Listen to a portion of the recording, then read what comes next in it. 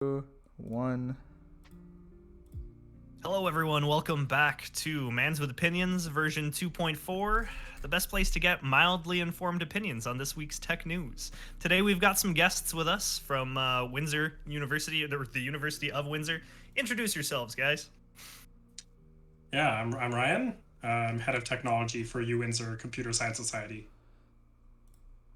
And I'm Jeremy. I'm the president of the University of Windsor's Computer Science Society and the lead organizer of WinHacks 2022. All right. So we've got some exciting stuff to talk about today. We're going to be focusing in on hackathons, all things hackathons, but we've also got some great controversial tech news this week. I feel like we can never get away with not talking about one of the FANG companies.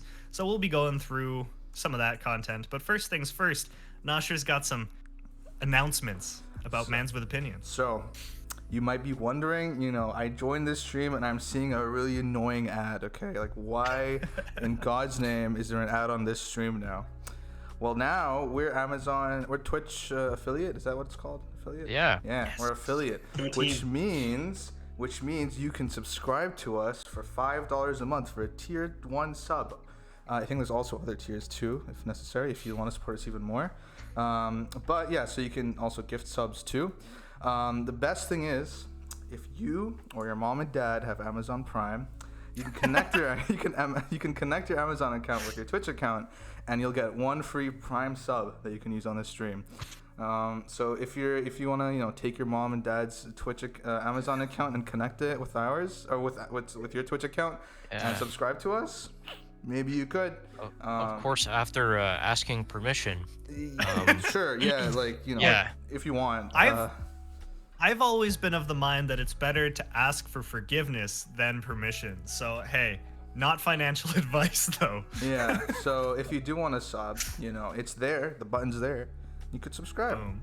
Press it. And if you have Press the Amazon button. Prime, it's a free subscription. You literally spend no money, and we get money. We love money, so... We do. Yeah. All right. So let's kick it off with our life updates. I'm going to pass it over. Jeremy, do you want to kick us off? Sure, absolutely. Unfortunately, there hasn't been much of life for me right now because with work and Computer Science Society and WinHacks, there's just a heck of a lot going on. But I will say I've been working on this little project for like one of the classes we run at this university that has this awful thing called MASM that we're forced to use. Ryan knows about it. Oh, no. And I finally figured out a way that Mac users can use this program thing, which is probably the biggest issue I've had with this for the past year or whatever. So I'm very stoked about that. And I'm sure Nice. the students are as well. So, Yeah. Just Very to fun. interrupt real quick, thanks for our first subscription, Kevin. Love you. Appreciate it. Yes. Thank you. Okay. Hey, thank you, Kevin. nice. Good job, Kevin. Yeah. It's AMG, but his name's Kevin, so... Yeah. You'll now be known as Big Kev around here. Yeah. Big Kev. Big Kev. All right. Thank you, Big Kev. All right, Ryan, tell us about what's going on with you. I just started work, I guess about a month ago, working for a cool startup, Trexo Robotics. It's very exciting. I'm interviewing for other jobs for the summer. That is a lot of work. Had an interview today with Nvidia. It's very exciting. Yeah, I don't know. I'm busy with Computer Science Society stuff too, and doing my capstone project for university. That's pretty cool. I'm doing a mesh VPN with a distributed damn. peer discovery. That's pretty cool. Really cool. Yeah, it's very exciting. Yeah, there's a professor at Guelph who does a lot of distributed network type stuff. So it's cool. I don't know. It's really That's interesting. all I have to offer. That's cool though. Yeah, I'm super busy. When I'm not busy, I am asleep. So yeah, that's pretty much it. Okay, I have to know, what's the Nvidia interview process like? Are you allowed to talk about it?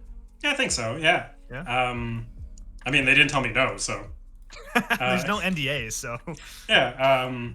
Yeah. This morning I had I guess it was like midday. I had my first interview. It was just like 45 minutes. Nothing technical. It was just behavioral stuff. Mhm. It was very, very cool stuff though, and I really want the job. Like, I really, really want the job. Yeah. And then the next round is I talk with chief architect of the division that I'm working with, and the division is Chief Force now, so it's pretty cool. That's Wow. damn. That's so hype. Oh yeah, it's That so is sick. really hype. Cool. Oh my god. Well, you- congrats on getting that Thank far. you. That's Can cool. you get me a Yeah. 3060 Founders Edition? Dude, aim higher. Come Can on. you get me Yeah, a come on, 30, at least 80 3090. Founders- Okay, can you give me a 30? Okay, so you can get. Okay, I'll DM you after then. Okay, cool. Thanks, man. But yeah, so I'm on to the next round, which is very Nice. exciting. Yeah, so the next round is just I meet with that guy and I try to wow him. They mentioned something technical, but I don't think it's going to be leak code stuff. I think it's probably just going to be like, do this basic problem or something like that. But yeah, I think that's it. I think it's only 2 rounds and then they make the decision. So fingers crossed. I'm really hoping I'm getting it. Damn. Yeah, very exciting. Pretty cool. Yo, we got a hype Well, train going, by the way. We got another Yeah. sub. I subbed. Wow. And also. Oh, thank you. Yeah, Alia subbed too. So we got a hype train going. Oh, Look at that's my friend Aaliyah. Thank Yeah. you so much. Appreciate it. Aaliyah, thank that. you. Please keep giving All us right. your money. It's great. Please. Yeah, we feel really good about ourselves when you guys give us free money. All right, Mac. Do you want to tell us about your life? What's going on? Yeah, so I've been working on school lately, and I've been doing a lot, almost more than schoolwork is like job hunting. I revamped my resume, like spruced up the design, and I've been trying to break into the industry. It's hard. I've been getting lots of rejections, but I have faith. And other than that, I started watching a new show, House MD, on Amazon Oh, Prime. I love House. It's like one of my favorite shows now. Is this the first time um, you've seen it? I've seen like my mom used to watch it on like network TV, like when it was like airing. So I remember seeing like a couple episodes on TV, so it was familiar, but I never really got into it. Yeah, dude, So, I grew up yeah. on that show. I watched it with my dad a lot. Dad's in chat, he knows. We've seen it through like 3 times. Also, that QR code, definitely check it out. Cool, man. Yeah. Yo, Yeah. thanks for gifting a sub, Riley. Good shit. Oh, thanks. Thank you, Oh. Riley. I got the hype train going. Amazing, Yo, Oh my god, Um, the support. Thanks. Wow. This is awesome. crazy. But that's about it from me. Pretty mundane. Mhm. Just kind of holding out until I get a job tied down for the summer. What about you, Nathan? Let's see. It's been a really stressful time. So unfortunately, some of my family members who I live with, they tested positive. So the whole house has been on like super lockdown. I came down with symptoms. I'm still currently working through them. This is me toughing it out. So it's been, I took the last couple of days mostly off. I still attended meetings because I don't know, the grind doesn't stop. But yeah, I've been just trying to relax. I've been getting really into podcasts, which makes sense. Yes. Like, we run one, we should probably listen to some. So I just started after like 7 months of doing this show with you guys. And I got into, what was the show called? Very Bad Wizards. It's a psychologist, like an academic psychologist and an academic philosopher, as if there's an applied philosopher. Nice one, Nathan. But they just like go through really, really interesting problems, discussing like, I'm really into like that philosophy and psychology and like as a hobby thing. So really, really cool insights from them. I've been listening to that. And then other than that, I did some automation. So I wrote up a little script that basically scrapes r/technology and then summarizes the articles there and then tosses it into our Notion so that we don't have to go looking for articles. So it's been nice, and it brought me to, and this is the most important thing, a realization that what is a bot if not a script with a cron job? That's the only thing that separates them. So that's my Absolutely. story. He Wow. really is into philosophy. Wow. You can feel it. Yeah. Yeah. All right. Oh, Nosher, it's Yeah. you. Hi, it's me. Yeah, it's me. Hey. After I Tell us messed up the about your life. overlay, so first of all, I just messed up the overlay, but it's all good now. So, otherwise, I'm also on the job hunt for the summer. Today was actually the day where we get to see our rank match, our ranks that we got from our employer. Your boy got a 1, which is pretty good. Hey, Yeah. love it. Love it. I also Nice. got a job offer from like externally too, which is nice. But I'm hoping. So I got it. I applied to Shopify, which was insane. They made me do like a take home. Like they made me make a website, and the website was basically I made like an Instagram timeline, but it was posts were all like NASA astronomy post of the day posts, which is kind of cool. So I'm hoping I get that because I put on a lot of work. It took me like 4 hours to make. Yeah. Yeah, I was there with you. Yeah, Like, I we'll saw you working on that. You were grinding. Yeah, I was like, my buddy was like, well, why don't you apply to a big company? I'm like, okay. And then when I started, I'm like, oh, I'm gonna have to finish this because I'm not just gonna code it and not finish it. So, applied to that. Applied to Ubisoft too and Unity. So I'm waiting on those to reply at all. I can't wait to talk about Ubisoft. That's going to be even better now. yeah.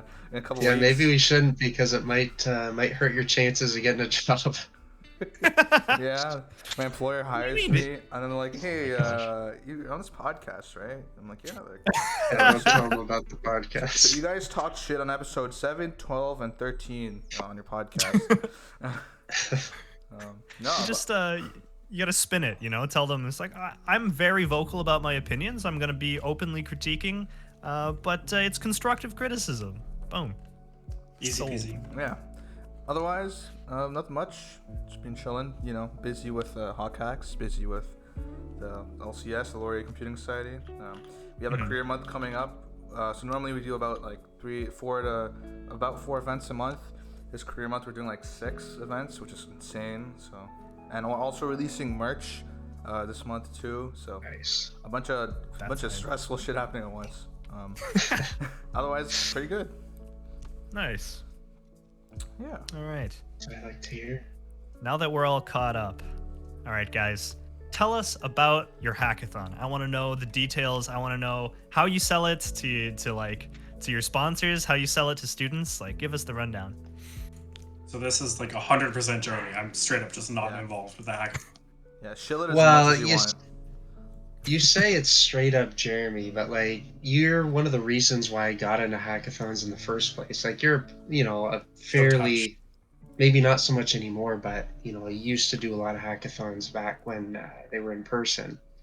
But yeah, WinHacks is, it was kind of the baby of a few people, greater minds than me, from about 2-3 years ago now. 2019 or 2018, I think, is when preparation started. But we're on our 3rd iteration this time, and the whole goal of WinHacks this year is to bring it back to the students, right? And it's funny you mentioned sponsors because it's super easy for a hackathon organizer to get so caught up in the sponsors, making the sponsors happy. We got to get this money, we got to get this, that, whatever. But we're very privileged this year to be in a situation financially for WinHacks where really the focus is on making the student experience the best, right? Nice. Yeah. And one of the ways we're doing that this year is I don't see a lot of hackathons doing this, but we're stressing a lot of pre-event stuff. Like, for example, I'm not sure if anyone's familiar with Google Hashcode, but very similar to a hackathon, it's a team programming competition. So it's almost like if you took ICPC's team too as well, right? So it's kind of like that, I guess. But it's just one of those ways. Like, we're gonna have Hashcode, and we have another challenge coming up that people can stay tuned for. But that and workshops and stuff before the event to get people showing up and hyped for WinHacks before it actually happens. That's the whole goal for this season. So it's pretty cool. Yeah, no, I know that's a huge deal with, like, it's becoming more and more popular, I find. So we worked with RU Hacks from Ryerson a couple of times as C Cubed, and they ran a number of events prior to, like, they really run annually, despite the hackathon being at one point. And I think it's a huge thing to do because you build up this like continuous hype, and there's a community that forms around your hackathon instead of just like, yeah, we're gonna attend because it's running. Like it's like, no, we're like into WinHacks specifically. So that's really cool. Do you guys have a theme or anything like that? So, see, this is where I'm forgetting, because we have 4 main streams. Let me check. I think it's entrepreneurship, healthcare, cybersecurity, and automobility. So these are the 4 basic pillars that we build it on. We try to keep it fairly open so that, you know, students are able to explore what they want to explore. But those are the main themes of WinHacks this year. Cool. So, all right. Yeah. For those of us in chat who are interested in participating, can you tell us about where we can find you, when it's running, that sort of thing? Absolutely. So we're running from March 25th to 27th. And if you'd like to join the Discord server, which is how you can get all the information on how to apply and everything, it's just discord.winhacks.ca. And let me throw it in the chat just so that. And if you're having errors, it's because GoDaddy is weird with redirects, and make sure it's HTTP because I put that in introductions, didn't I? You put it as HTTPS. Uh-oh. I did? Yep. I hope not. I'm just gonna test it out here for you, and it looks like it's not loading. Yeah, I have it set up so that HTTPS works, but GoDaddy is kind of awful, and we're looking to switch. Yo, but I have some we gotta. recommendations for you. Yeah, as soon as you take the S off, guys, it takes you right to it. There you go. Disappointing. I've heard nothing but horrible things about GoDaddy. GoDaddy Like when is I was the worst. It's the second That worst. and domains.com. Yeah. Namecheap and then Cloudflare together are like the best combination. I have like bought about 25 domains with them, like 25 Namecheap domains. So they're all with Cloudflare. Oh, it's so good. So another one that's actually decent. It's something I just learned about. It's called Pork Button, which is a very strange name, but they're probably the cheapest registrar I've ever found. They have the cutest website by too. far. Yeah, they're pretty cool. I'm craving pork buns. All right, okay. I'm curious because I've never I'm not really into like sysadmin stuff. That's never been my jam. So like, what makes one of these providers more effective than others? Like, what exactly about GoDaddy is terrible, and what makes the other ones like decent? GoDaddy Come sucks. scam you. Yeah, straight up. Yeah. GoDaddy and Like the domain.com Apple. straight up scam Yeah, everyone. they're like the Apple of domains, where they overcharge, and they have like constant messages about, hey, your domain's worth this much, you should sell it, and like so many, the UI is terrible. There's so many like just it's great for people who are brand new to stuff, but again, I guess you're paying extra for I guess the ease. Even of then, use. I That's mean, debatable. Yeah, that's Yeah. right. Yeah. I mean, it's the only like domain name registrar that I've ever seen a mainstream TV commercial for, so that tells you something True. right there. Yeah.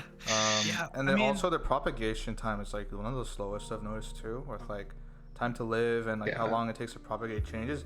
It is slow, like for some reason, which you think it'd be fast because it's like the mainstream one, but not at all. Dude, for the longest time, I thought it was a porn site. Right, like, okay, because GoDaddy. Okay, you know what? You guys all saw the ads, right? Like, it was basically just Hooters as a commercial, and then they would be like GoDaddy.com, and I was like, I don't think I could. Like, why are my dad's in the room? I can't be seeing this ad right now. Is this a Canadian thing? There's I never at saw- least- I never saw these At ads. least one of their ads got banned from Canada or like pulled off Canadian TV too. I remember like reading up on it because it's like the weirdest thing. Like they had an ad or someone had a glass of wine and the wine glass was like only filled a little bit, and the Canadian like, I don't know, whoever polices like network TV in Canada pulled it because they were like, since the glass is like not completely full, it implies the person drank that much or something like that, and that was enough where it just like it got pulled. I remember it's hilarious. That's such a strange reason to pull an ad. It's like, Yeah. there's a little bit of wine. It's like, oh, That's so good. Because like if you search up like banned ads, like you're getting into edgy stuff there. Like most of them, you're like, I know why this is banned. Like, but the GoDaddy ones, it's just like what? Like, yeah. Oh, GoDaddy ads. I remember were It's just people weird. talking about GoDaddy. Like, that was in back in Ireland, so maybe we just had more lax ads. I don't know. Yeah, I mean, it's not like they weren't. I mean, they weren't good ads. They were super uninformative, right? There was just like girls with water being dumped onto them, and you're like, There was what? Yo, yes, I swear. I don't know if these I'm North if American I'm at, ads are next level. What the hell? it was so ridiculous. But yeah, so like for the longest time I had no idea, and then somebody mentioned GoDaddy within the context of internet. I think it was my friend Marshall, and I remember thinking to myself, why are we talking about this porn site at work right now? Like, dude, now's not the time. But yeah, anyways, that's that's my story. To make an awkward transition though, Mac, you have not been to a hackathon, correct? I've never been to a hackathon, and that's like it's on my list of things to do for 2022. Wow. One of my goals is to go to my first hackathon this year. But I know that all of you guys are either running or have experience attending hackathons. So we can maybe get into talking about your like best hackathon experiences. Whoever wants to start that off, like just like some. Can I go first? Yeah, absolutely, Yes, Ryan. please. Perfect. I already know So, which one. oh yeah, I've talked about it with Jeremy before. I've been to like, I don't know, I've been to a bunch of hackathons, but at one point I was very like, for whatever reason, I was really set on going to like one hackathon every weekend for like a month and a half. So I got into 6 different hackathons, and I was gonna go, but I went to the first one, which was Delta Hacks. It was 2020 Delta Hacks, and it was atrocious. It was actually the worst thing I've ever been to. They ran out of food. They ran out of stickers. It was so yeah. bad. Stickers, no! Oh my fucking. Yeah. Might as well just not be a hackathon then. What the fuck? I know. Anyway, so the best hackathon I went to was the following weekend. I went to Make Harvard at Harvard University in Boston, and it was exceptional. It was so great in every way. They paid for half my flights. Like they had so much food, like a lot of food. Like the people that I was working with were super cool. Like people were like going to like MIT and like all these big schools, you know, and like it was just really sick, you know. I remember one time it was like 2 a.m. and they're like, we have chicken wings, and I was like, what? And they're like, go upstairs, and they had like they had like 200 pounds of chicken wings, and there was like only like 150 people, so it's just like so like I had a lot of chicken wings. Oh, when you're in this building, it's like the Northwestern building or something like that. Mm-hmm. And they had fossils, like dinosaur fossils, like hanging from the ceiling, and it was just like I'm sleeping underneath a dinosaur fossil, you know. It was Where really was sick. this again? It was Harvard. Harvard. Wow. Yeah, Math checks Crazy. out on that one. Yeah. yeah. It was really crazy. Like everything about it was just like, I mean, you know, it's Harvard, you know, but it was just like it was the whole thing was really a fun experience. I made something really cool with some people that I met there. I made a 3D printable modular EEG like head thing. Oh wow. That was pretty cool. Yeah. One of the guys that I was working on the team with, now he's doing his PhD in this, which is pretty sick. Wow. Yeah, it was a pretty cool So thing. that's like, just for like comparison, what did you make the weekend prior? Like not at Harvard. So me and my friends, we wanted to play around with VR. Yeah. And we made Flappy Bird in VR. But it gets Okay. worse because I have an old Linux laptop and it couldn't run Unity. And so I used the MLH like Alienware, but it literally died. It got stuck in a boot loop and then stopped being able to power on at all. So it was just like one of my friends doing the entire work and the rest of us just like chilling. So yeah, that was a really bad hackathon. I've heard the more recent Delta hacks that's at McMaster are better. It was really bad. I don't think I'm ever gonna go to another Delta hacks. It was That so sounds bad. like night and day, those 2 weekends. Yeah, Oh like my gosh. yeah, like one weekend we weren't allowed to sleep in the venue, and the other weekend I was sleeping under fossils. Like it was just like crazy, you know. Yeah, and the fact that you wrecked the computer making Flappy Bird. Yeah, I forgot about that. Yeah, But, funnily enough, the Harvard Hackathon was exactly 2 years ago today. Wow. Oh, Yeah. Oh, Yeah, wow. very exciting. Coincidence. Happy Crazy birthday. coincidence. second anniversary. Wow. Wow. Of that EEG machine. Very Yeah. exciting. Well, thanks for sharing, Ryan. Does anybody else, Nathan, Usher, Jeremy, have any fun hackathon experiences that they wanted to share? You wanna go first, Jeremy? All right. Well, unlike Ryan, I have not had the ability to go to many in-person hackathons, which makes me very sad. And the Delta Hacks that Ryan was describing was the only in-person hackathon I've ever been to. Oh no. So, It was so and literally bad. like a month after that COVID hit, which was lovely. So I had no opportunity to. So that was lovely, but I have went to many exceptional online hackathons. And I'd actually say RU Hacks is probably one of my favorites that I've been to.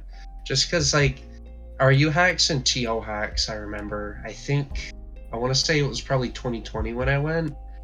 And, like, I mean, anyone who's been to a digital hackathon knows that it's either really exceptional and they're really trying to, like, bring it to, like, the original, like, in person, like, just as good, or it was made in a week and it's just awful. Like, I've been to plenty of both, and I'll say RU Hacks and TO Hacks are two of the best I've ever been at. Just, like, it's night and day, the quality that you can see.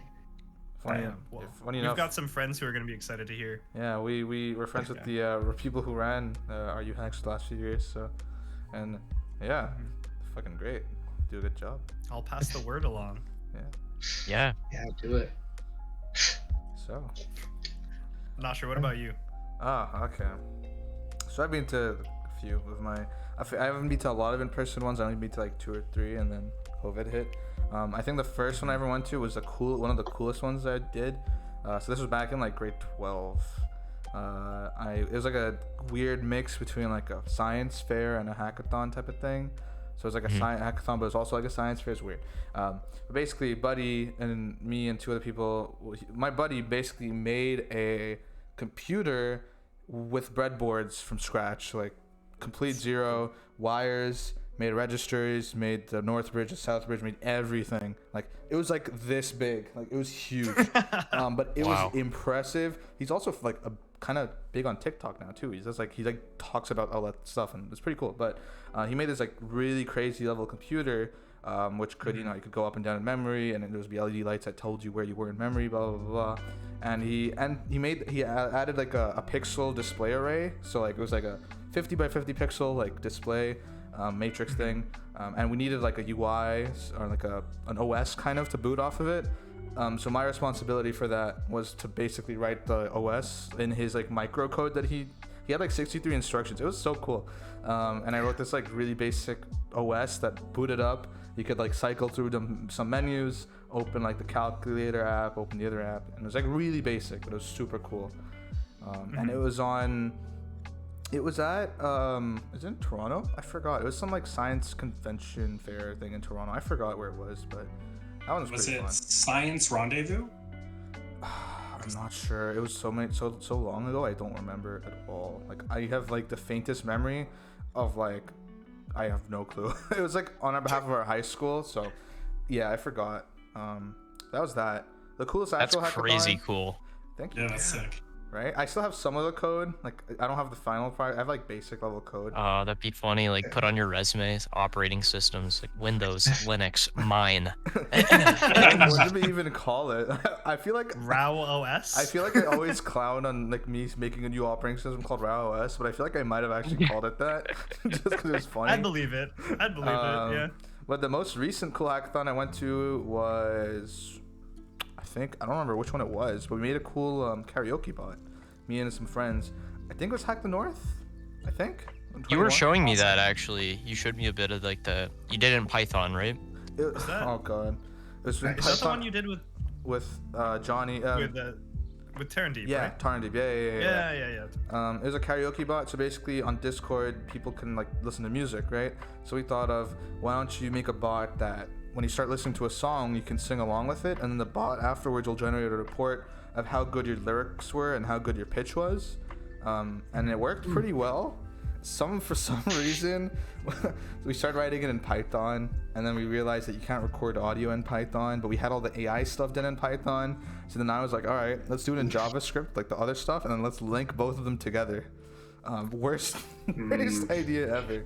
But it worked it worked surprisingly. It did the thing. It was really cool. And even today, like on the dev post page, people still ask like, yo, are you doing something with this? And I'm like, no, but it'd be cool to do something in the future with. But that one was cool. I don't know what we got, but Hack the North one was pretty cool. I want to say that they're like all the videos they do and all the streams they do are pretty cool. I think one of the coolest ones they do. But yeah.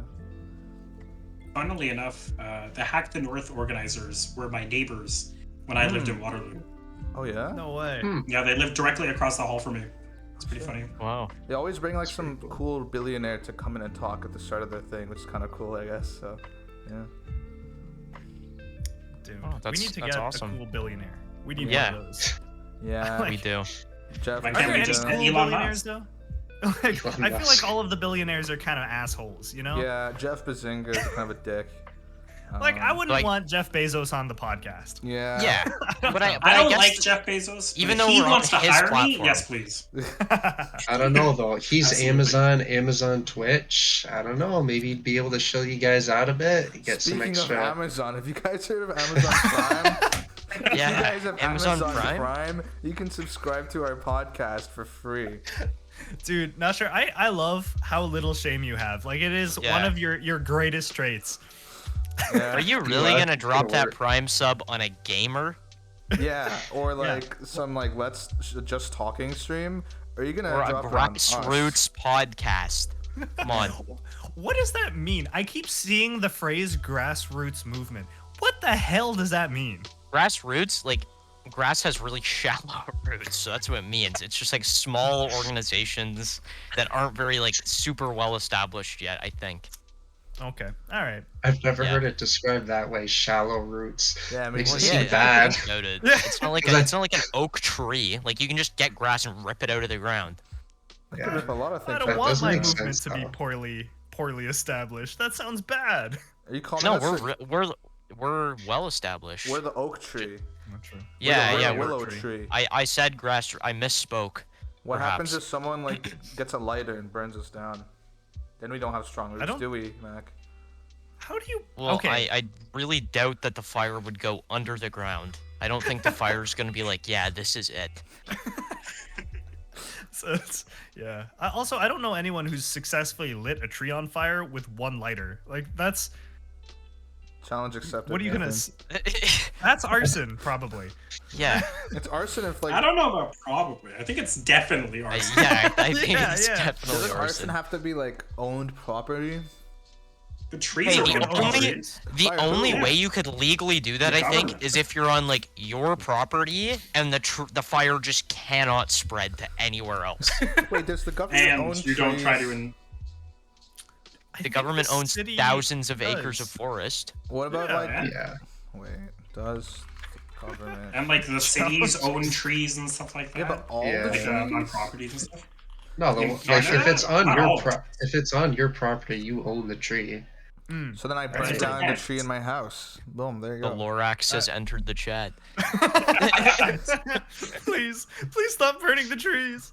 Yeah. Nosher's just gonna get a stern talking to from the Lorax. I'm gonna use my Bic lighter and just like try to burn it.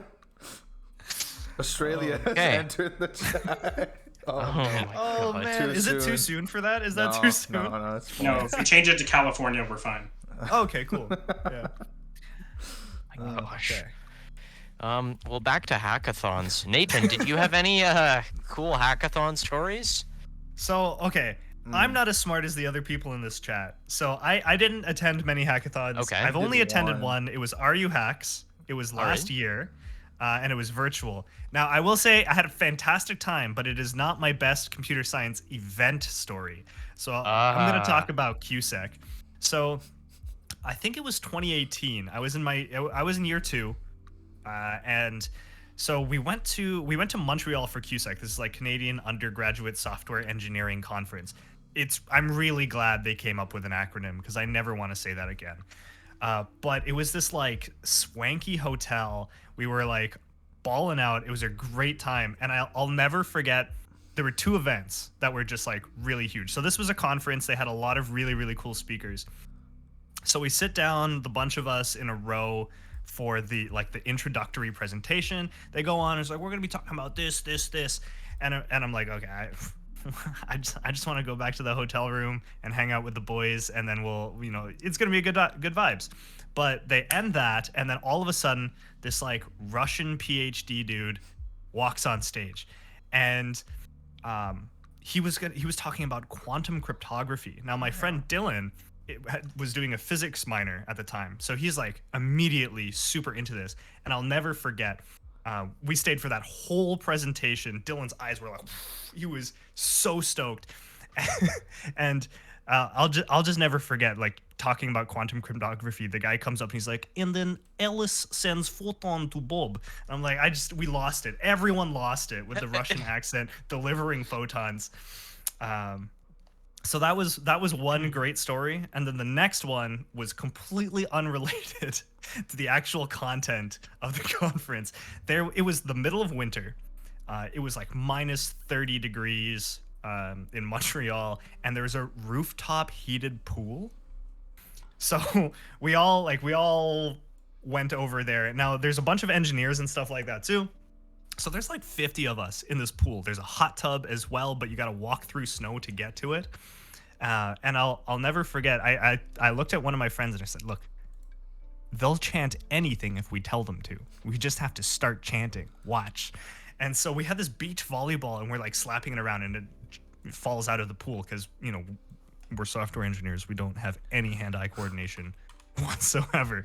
And I just started chanting Dylan until everyone started chanting Dylan. And every time, so he went out and grabbed the ball, but every time after that, the ball went out of the pool, everyone started chanting Dylan regardless of who went.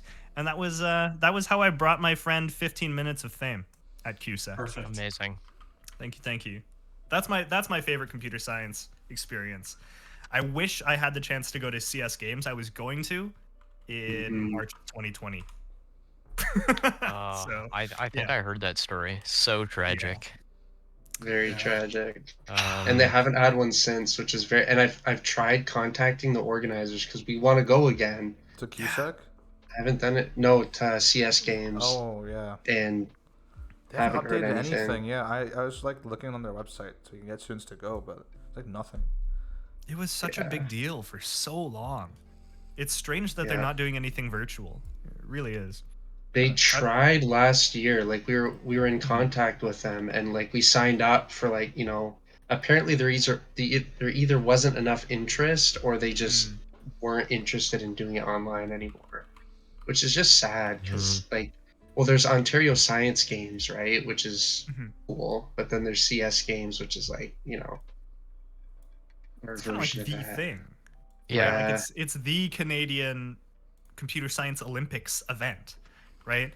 Like, schools got famous there for being really good at stuff. We still got our trophies on display. Yeah. Like, the only thing Guelph ever won was, I think we consistently won debugging because we learned how to program in C. So, yeah. That'll do it. And that behind Nathan right now actually is all of his debugging trophies. You got to debug the bad code you write, Yeah. Dude, when you write terrible code, you get really good at debugging. No, I cannot reverse a linked list, but I can debug anything. Yeah. But I can tell you how I broke it. Yeah. So after hearing like how awesome hackathons are, it's pretty clear like even if, the end product or whatever isn't the greatest, like you still have like a great time there and make some good memories. So for anybody who hasn't gone to a hackathon, what are some tips that you have for the complete novice to a hackathon? or just some general advice. Don't get too hung up on making something. Just like have Yeah. fun, you know? That's the whole fun. Yeah. That's the whole point. You know, talk to people, talk to recruiters, other students, you know, like talk to anyone, you know? Oh, and take full advantage of the free stuff. That's what I was Don't gonna say. feel bad about stealing extra merch. Like they have enough. It's okay, unless you're a McMaster in 2020. Then they don't have enough merch for anyone. But Yeah. don't feel bad about stealing extra. You know. Delta Hack's catching so much flame today. Oh my god. If I ever meet the organizers, and like, given the way C-Cubed works, we're probably gonna meet them. I'm not gonna be able to look them in the eyes. Oh, it was so bad. The lunch line was 3.5 hours long because they didn't do heats for lunches. They had a single 700 line. people in line. Yeah. And then they're like, pictures of we it. fixed it by having 2 lines, but the exit to the lines had a choke point. So it was just like one line. Yeah. Oh, and they ran out of stickers, and I was like, how did you run out of stickers? And they're like, we had unexpected number of people. It's like, how? This was an invite-only event. You knew exactly how many people were allowed in the event. Yeah. So- Oh, not sure. We're on the loading screen. Yeah, no, Streamlabs just decided to randomly break today. All right, we're gonna. What? Hey, look, it's a podcast. You don't need to see Yeah. our faces. So Run ads or that something, that do right that. there is a debugging challenge for Nosher. But Nosher doesn't go to Guelph. He's screwed. Oh, no. Only Guelph programmers can no. debug. Oh shit! How do I fix this? What the hell? Nosher, have you tried restarting Streamlabs? That would turn the stream off, Mac. Oh. Yeah. You tried turning it off and back on again. Hey, classic. You classic. Yeah. Oh, this is Alright. really funny. Can you like run ads in the meantime or something? I don't know how to do that. Sub if you love our loading screen, guys. Oh, there we go. Boom, bingo. There got we it? go. Look at that. We oh my are- God. Beautiful. They don't call me You did Big it. N for nothing. man. Oh.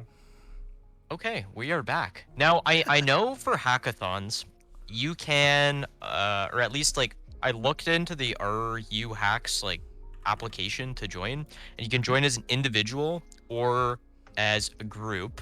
Have all you guys gone to hackathons as part of, like, a predetermined group, or have any of you gone just as, like, an individual? And, like, what's your experience like with that? I've done both.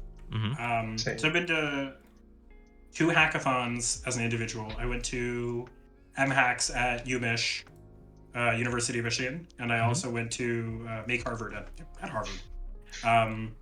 And you know, there were different experiences. Make Harvard was very big on like group making beforehand.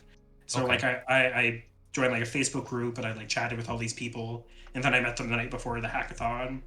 And it was a very positive experience. These people, I still talk to them to this day. They're still like friends of mine. And yeah, they're still great people. Yeah, and then at MHacks, it was a bit different. I went with a friend of mine, but you know, that was not really a team. So we just like looked around. We walked around looking for another person, and so the person came up to us, and we like gave him our pitch about our idea, and he's like, "That's pretty cool." And then that was basically it. Oh, awesome. Yeah, I always kind of wondered how that worked. But I'm sure the group experience. What would you say is like? I know it's not all about the final product, but you said like you made a really cool thing at the Harvard hackathon, right? But then other ones where you went with maybe like friends or people you knew, like what was the difference there in terms of like the final product or like how you guys worked together? That's a good question. So I answer that very like interviewing because I'm an interviewer. Yeah. So like when I go with like my friends, we kind of have like a general idea beforehand. Mhm. But when I go with like people I don't know, they are like pitching me ideas, you know. Yeah. And so normally it's just like there's a lot more like bouncing off, you know, because like if I go with my friends and the product sucks, you know, it's like a dumb idea. I can just be like this is still fun, you know. But Yeah. if it's like people I don't know, I don't want to be like, this is stupid, but I'm still cool with that, you know. And so it's a lot of like trying to like innovate and make the idea better. But at Harvard, I was very lucky because one of the people on my team, Sam, he was very interested in this idea. He's like, oh, I was looking into this and I found out they use the same chip, so I bought this chip online and I got it shipped to me. He like Oh. brought like his own chip and breakout board, and I was like okay, you know. So It was Hundo P on Sam. Sam straight up carried that project. Shout out to Sam. Good job, Sam.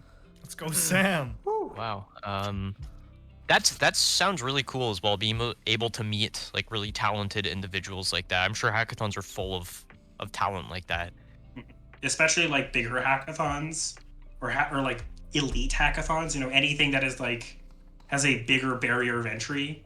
They have like, you know, like obviously like Hack the North is the largest in Canada, but in the States they got like tree hacks at like Stanford, you know, and like like big hackathons send buses to like huge universities, you know, like Harvard had a bus from Brown and Princeton and Yale, you know, and it's just like it's crazy. It's just like I meet people that I would have literally never met anywhere else, and so it's you know, use it as a networking opportunity. Get that bread, you know. Get that bread. One question for you specifically, Ryan, is those American hackathons. What was it like attending those? I know we're big on like Canadian like computing 10 events. times the size. But what's it like registering? Do you have to be invited to them? Can Joe Blow just say like, I want to go to an American hackathon? Yeah, and pretty look much. it up. Yeah. Yeah. Okay. So like most of them are on MLH, and you can just straight up just apply. You know, like I applied to like a few in like Europe too. I didn't get it. Cool. Big rip. Yeah, but like there are a few hackathons that are invite only. Like I know MIT's is invite only, and a few things like that. But like most of them you just like apply, and it's the same as like everyone else. You just say you're coming from like Canada or something. Okay. Yeah, it's pretty much the same thing. And then That's they really ask you interesting. which igloo to send it to. Yeah, Exactly. because I would think that would be harder. But that's If really it's cool. digital, it's not that hard. Like digital ones, they'll take anyone from pretty much any country. It's when it gets in person that They'll it even becomes a take you, bit Mac. more difficult. Pardon? They'll even take you, Mac. They'll even take me. They'll Wow. even take you. I hope. Anybody else want to share their experience with like going to a hackathon as an individual? Did anybody else do that as opposed to being in a group? I actually won one as an individual. Really? And this is for Memebot. Memebot, yeah. Classic. This is a Discord bot I made where it just creates memes, and that's literally it. So you do meme, and then whatever the meme name is. So like, Big Chungus was huge back then, so it's like meme Chungus, and then you put like your friend's name, and it puts your friend's name on it or something, and you send it to them. Dumbest thing in the world. It was super simple, but I kept making memes and sending them to the MLH people, and I'm pretty sure that's what made me win the prize. But oh my gosh, it's funny because people still use it. We even have it in the WinHacks server just for the heck of it. But it's actually in a few different servers, which is kind of funny. But you can always tell because of the way I have like the template set up. I can always tell when it was made with Memebot, so whenever I come across one in the wild, it's kind of cool. Damn, But that's really cool. Wow. it's interesting though, because it's like, you know, people try and make these super complicated things and like spend hours upon hours with the most complex technology, and they end up with a product that's like so-so and like you don't win anything. And then you'll have something dumb like Memebot. Like, let me see if I can find the picture of what that profile picture looks like, because it's literally a meme. But wasn't it like that cat meme? It's like a distorted Pikachu.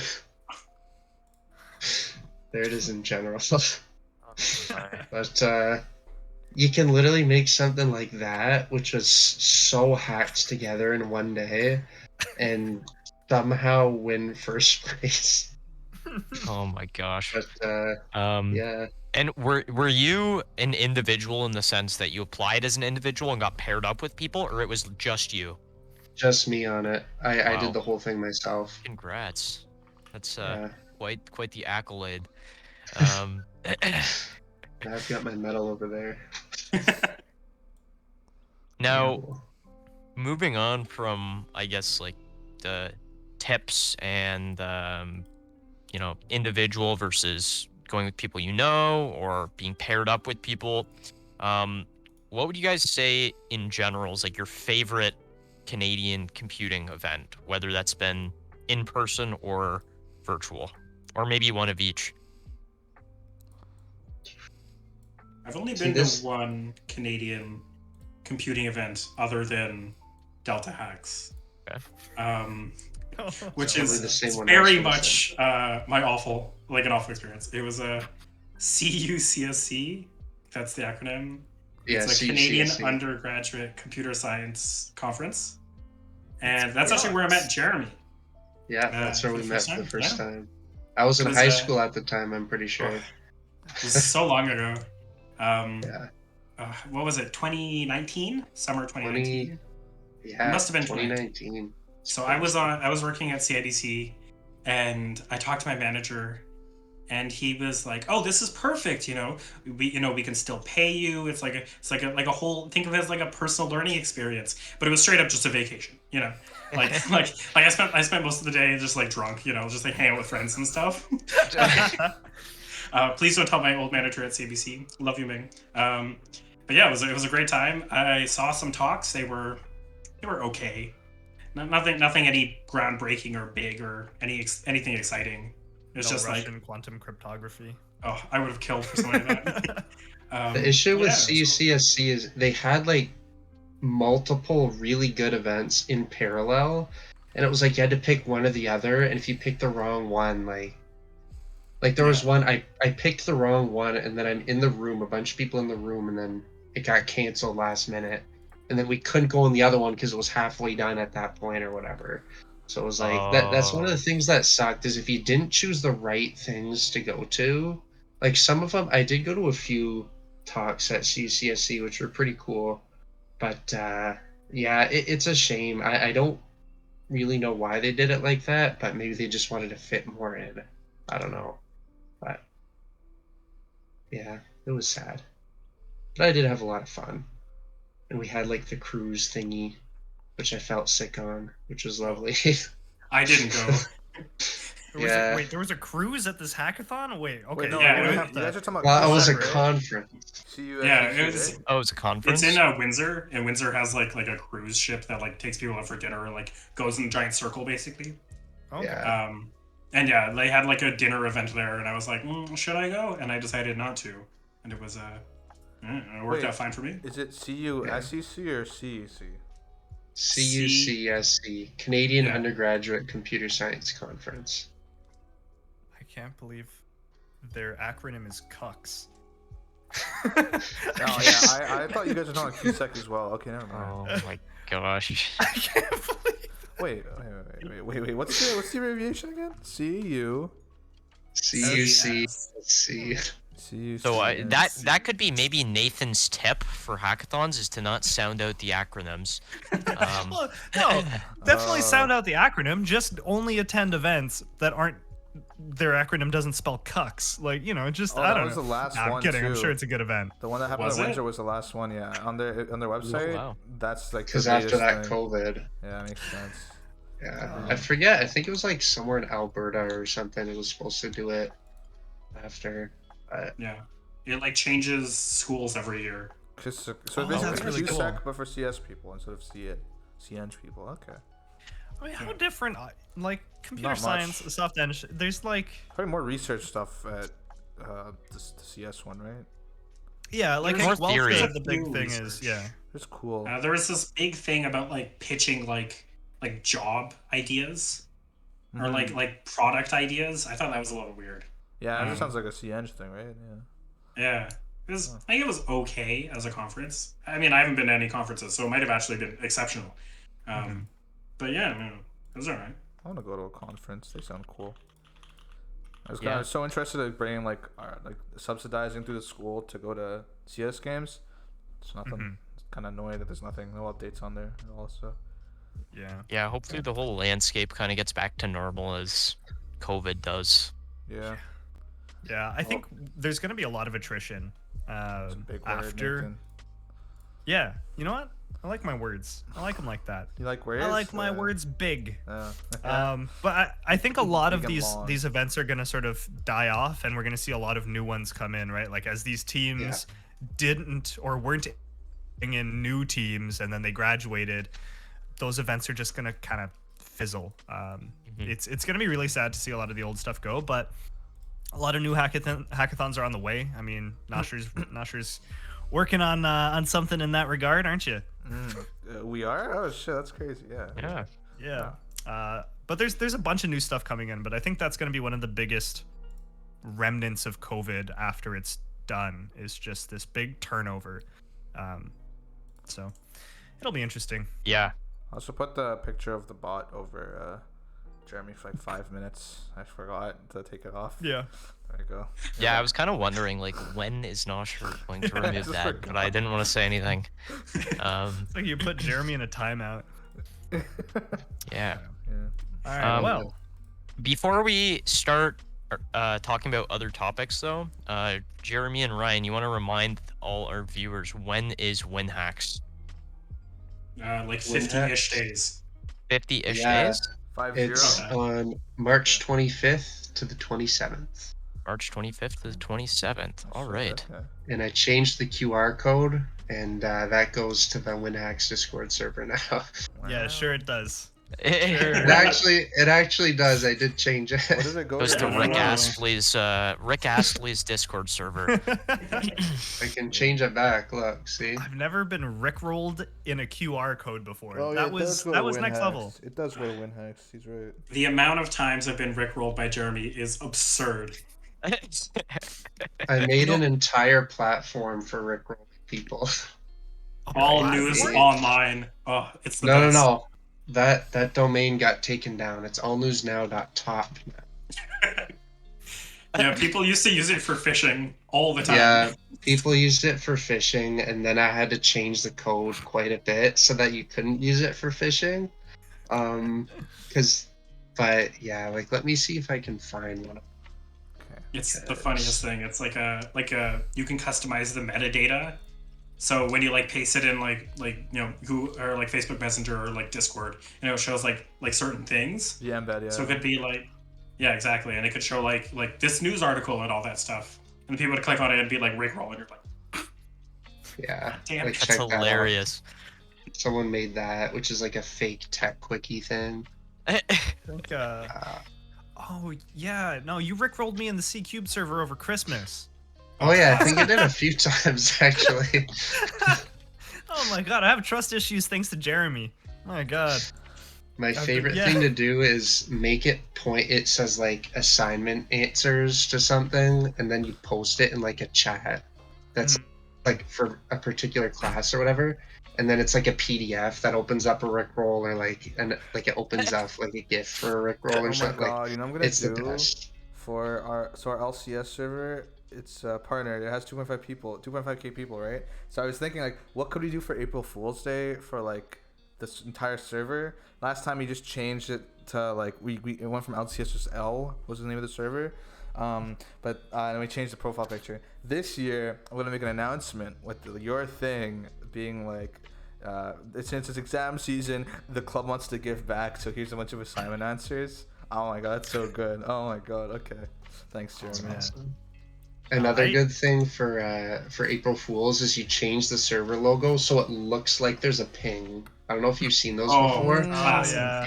It's awful, but yeah, it's pretty amazing actually. I love it. That's really good. I'm just gonna rickroll like 1,000 people on April Fool's. That's gonna be so Yeah, good. everybody in our Twitch chat right now. They're not listening. All right. Did we want to start getting into our ad block is piracy discussion? Oh my god, yes. All right, so I'm gonna bring this on the stream real quick. Let me switch to full screen cap real quick. Who wants to Nosher, do you want to present this one? Sure. Do you want to be the arbiter? Sure, the arbiter. The guy?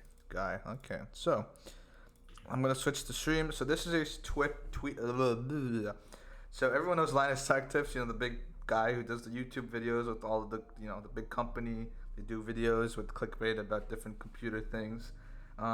Well, Linus made a little tweet here that you can see on the stream, talking about how having ad block is literally the same as piracy. And he said online websites and creators are supported by ads. I thought that was pretty common knowledge. Ad blocking is the exact same thing as piracy, literally the exact same thing. People will still do it, and I've been guilty of it at times, but we just need to be aware of the impact. So yeah, that's what Linus said, and obviously people were like, "What the fuck, bro?" And yeah, everyone was like memeing on him and stuff, and talking about how he has like advertised some ad block in the past, funny things, blah blah blah. It all started from this tweet where he was showing that ad revenue made up, the YouTube AdSense made up 1/5 of the entirety of the channel's revenue, which is the entire group's ad revenue, which is a crazy amount of money. What do you guys think? What are your guys' thoughts? Do you think he's right? I think most of you guys think he's No, right. I don't think he's right. One time on my YouTube recommended, you know how you get like ads where it'll be like a YouTube video that's recommended? I got one time. It was a picture of somebody holding a cashew with forceps, and the cashew was on fire, and it was titled "One Trick to Remove Belly Fat," and the video was an hour and a half long. Huh. So I mean, maybe if I didn't get ads like that, I'd consider not blocking them. Yeah, I mean, ads are just intrusive now. Like I go like a website, and it's like the entire website is taken up by this single ad for like a few seconds. It's like, just want to read this article about how to center a div. Like, just leave me alone, you know? Yeah. Flexbox. Great. Or like a lot of websites where they have like some free tool, like I've used websites where like combine PDFs or some like utility, like that. But they'll have like the download button, and then there will be an ad that says like download, right? So it tries to trick you. Like, come on, those are the kind of ads we're gunning for here. Okay, that's Like, I don't think anybody's day is ruined by an ad for just like a general product, but ads like that are just so annoying. let's focus on like the YouTube ads for now, just to like maybe there's a difference in opinion there. Let's say like YouTube ads and so I think it is a bit different. Like, I mean, on YouTube, you don't really see those like super scammy, like obviously BS ads. You do see them. You are right, Ryan. You do see them, but it's less often, right? like Ty Lopez. And I mean, it is like, you think about the money is going to like a creator you enjoy. So there is some, but like to compare it exactly to piracy, I think, especially for someone like Linus, where like you can't watch a video without one of those ads that you actually put in the video, you know? So it's kind of like, that's fair. I forget what they call them, but you know, like there's option, like sponsored sections in the video. But I don't know. Well, even like there's different ways to do it, right? Like certain TV shows, for example, like TV networks make a lot of money off advertisements, right? And that's how they like generate most of their money. But certain shows will actually have product placement in it, and they get paid for that, right? It's just like you'll see like a YouTube creator say like, oh, this video is sponsored by NordVPN, and an ad blocker has nothing to do with cutting that like sponsored part of the video out. It just cuts the YouTube ads out, right? Yeah, So I mean, there is products out there that do skip those. The biggest one is called Sponsor Block. Really? I am not endorsing it, but it does work very well. Very well, yeah. Really? I had no idea. Oh yeah, it's basically magic at this point. It uses audio and like the video and trends to figure out where to skip to. That's kind of pushing it. But the YouTube, you ever got an unskippable ad, like where it glitches and just doesn't let you skip it? Oh my god, awful. Yeah, there's like the unskippable ads, and sometimes they put like two back to back. It's like, I don't want to wait for 45 seconds to watch a 2-minute video. That's a new feature. So I feel like almost by Google like changing how they give you the ads, like doing like the double up and all that like new stuff, that I don't remember that being a thing on YouTube like 4 or 5 years ago. Like, it just wasn't. It just wasn't. So like if they're gonna keep pushing like more and more and more ads, people are gonna retaliate more and more and more, right? I do feel like obviously it's not piracy, but yeah, it makes like I agree, because you know, smaller creators obviously like they don't have sponsorships and stuff. So I agree. Like, yeah, blocking ads for all the YouTube people, especially, like, probably not the best idea. I don't personally. I kind of don't have an ad blocker for like YouTube videos. I don't really care. I'm fine with looking through ads because it's only like 10 seconds most of the time. 2 ads, 5 seconds each. I'm fine with it. Mac, you said that the extension that lets you skip sponsored sections is pushing it, right? Yeah, I think that is. So why is that? I'm just asking. Why do you think that's different than just an ad block? Because it's like the actual creator is doing it and they're working it into their video in a certain way, right? Where even if like somebody says, before we get into the content, I want to tell you about NordVPN. Like, okay, whatever. It's not like, here's an ad for something you're not interested in at all that you have to watch. And it's like, I'm never interested in one of those products ever. Like, it is I've never seen a YouTube ad. It's just like an obstruction from what I want to watch, you know?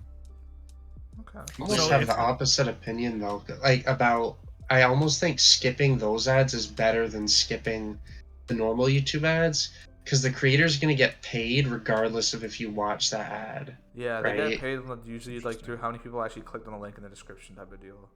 Right. Yeah, so if it's one of those ads they actually put in the video, then whether or not, like, personally, I always like double tap to like skip 10-15 seconds, whatever. I skip them, everyone does. But they get paid either way, right? So it's like, I almost think it's better to skip those than like the normal YouTube ads, because those, you know, if you actually watch or if you actually click a link, that's how they get paid. So, I don't know. Yeah, that is a good point. That's an interesting point. So, I mean, so then Mac, is it important to you that the ads actually target your interests? Like, if those initial ads would be like reasonable and useful to you, then would you be less inclined to skip them and use ad block? This is why. Like, I don't think. Okay, how should I word this? Like, let's take TV. Like, this is what YouTube and Netflix and everything's kind of transitioning from. Like, the old way was TV. Like, to run an ad on TV, you need to spend a significant amount of money, so you don't get Joe Blow just putting a complete crap ad on TV unless it's like 4 a.m.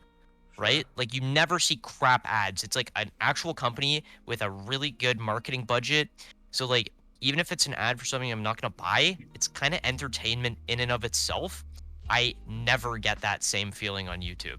That's what I'm saying. So I feel like almost like if they had less ads and they cost more or something, so like you needed a marketing budget that was like almost going to guarantee you had a good ad. Like, I don't think like Joe Blow should be able to put an ad on YouTube. I don't know. I feel like the opposite. I feel like the TV ads I've seen are so boring and shit. They're always so ridiculous. And then half of them are like about fucking medication with like 20 side effects, which as a European, that's just fucking weird to me anyway. Having medical ads on TV, completely different discussion. I hate it, but on YouTube, how it works is like the more an ad is like gets popular, the more it gets shown to its target demographic. Right? That's like the algorithm that they use. I see. And I feel like one or two times I've got those like weird ads where it's like some like 12-year-old kid who's advertising his YouTube channel. That's like the weirdest thing in the world. Yeah. But like most of the time, oh shit, what the fuck? Somebody clip that. No. Most of the time, I think the ads are kind of cool. Like they're not like, because corporate ads, like some of them are cool, most of them are boring and like, you know, fucking, I don't know, whatever. But like these ones are more trendy, I think, and more, I don't know. Yeah. Like, there almost needs to be a dislike button on ads. Like, wouldn't that be awesome? They don't even have those on videos. I think you can like click on the ad to bring it to the actual YouTube video, and you can dislike it there, I think. But it's like an extra step. Really? Yeah, it's a bit inconvenient though, I think. I'm not sure though. I could be wrong. Okay, I want to pivot the discussion over to Google moving to ban targeted ads for people under 18. So I think this is really, really interesting in that targeted ads make more money than regular ads, than just like shotgun ads, right? So I think this leads to disincentivizing taking and storing data for people under 18 years old. which is Absolutely. possibly a fantastic outcome. So I'm really Yeah. curious Yeah. what your thoughts on Yeah. this Google's ban for targeted ads under 18. Yeah, I completely agree. I think it's good. I mean, I'm just thinking like of like all the like 13-year-olds who are like lying about their age on their like Google. Yeah. But no, like it's objectively, or I think it maybe not objectively, but like subjectively, I think it's a good thing because like targeted ads for children is like so weird, you know? It Yeah. feels predatory. Yeah, It it does. feels like kids don't know better, you know? Mhm. Like they see the top result in Google, they're like, of course, you know? It Yeah. could just be for whatever, you know? Yeah, they have no Roblox. idea about like the implications of that. Like that somebody has all this data about them just like Yeah. sitting there. I can get Yeah, free it's like, of V-Bucks. course. Oh, I'd love to give my dad's credit card for Robux onto Yeah. this random website, you know? I get or like 1,000 Fortnite V-Bucks. bucks or whatever they're called. For like Yeah. $2. V-Bucks. V-Bucks. Yeah. Oh, it's interesting. I wonder if this ripples out, right? Because it's a big deal when Google does something like this. That's a huge aggregator of data. So I'd be interested to see if Meta follows suit. How Apple responds is going to be a big deal because they like to pretend they're the champions of privacy when really they're like, we protect you from everybody else, but oh boy, do we love your data. So I have a friend who works for Apple, and it's a bit weird. He worked on the Siri team, and for reasons that he did not break his NDA, I will not be saying his name. So he worked at Apple and he worked on the Siri stuff, and he was telling me that like they had surprisingly little data to train their models on. Yeah, they had Okay. like very little data to train their models on. So it was surprisingly difficult to do things. He was talking with some like important person at the company. He's like, how are we supposed to make like ML models do this kind of stuff? And they're like, I don't know, we're Apple, we always make it work. And he's just like what? Okay, cool. It's interesting. Because all the data goes to like the marketing division instead. Yeah. They silo it off. They're like, look, don't give it to the devs. Those guys are wild, but marketing, that's safe. Yeah. Yes. I feel weird about But it. I feel like there's probably some loophole here. Like The about under this, 18 thing or the Apple thing? the under 18 thing. I feel like there might be. I don't know. I'm just thinking of like the edge case. There might be like a way that you can target people who aren't in the category of being targeted at. You know what I mean? Like I don't know. Maybe I don't know. I'm just thinking of like maybe. I It wonder makes how me they wonder. how they're implementing it. Like Mm. like are they doing, because like obviously Google, like they have like our birthday, and then they like collect data to like get our actual age, you know, stuff like that, like Facebook does, you know.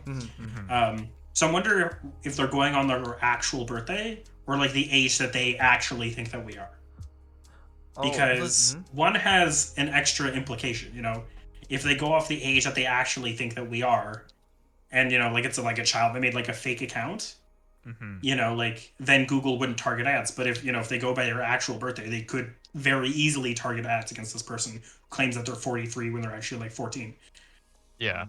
I feel like there might be. So you know, most people. I think the majority of people don't opt out of personalized ads. I think it's a small, like a hugely small minority.